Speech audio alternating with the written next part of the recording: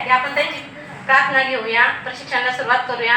प्रशिक्षण कशाचं घेणार आहोत त्याची माहिती अगोदर देऊया की सामाजिक समावेशन मध्ये नेमकं कोणत्या वंचित घटकामध्ये कोणत्या महिलांचा आपला समावेश करून घ्यायचा आहे ते आपण गाव पातळीवर कसं करणार आहोत याची माहिती महिलांना आपण देणार आहोत.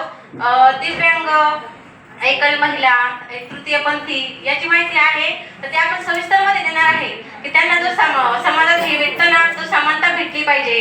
सर्वांना ज्यांचा हक्क आहे तो हक्कदार आहे त्याला हक्क आपण तो मिळवून द्यायला पाहिजे याविषयी आपण सगळ्या महिलांना माहिती देणार आहोत.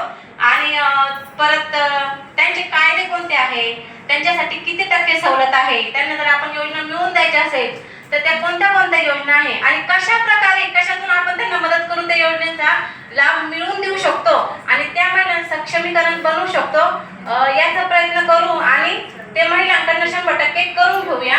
परत सरांनी सांगितलं होतं की 100 म्हणजे सॅच्युरेशन कसं 100 कुटुंब असेल आणि त्यापैकी जर 80 कुटुंबाचा आपण समावेश करून घेतलं म्हणजे ते गाव सॅच्युरेशन झालं असं. आणि धन्यवाद.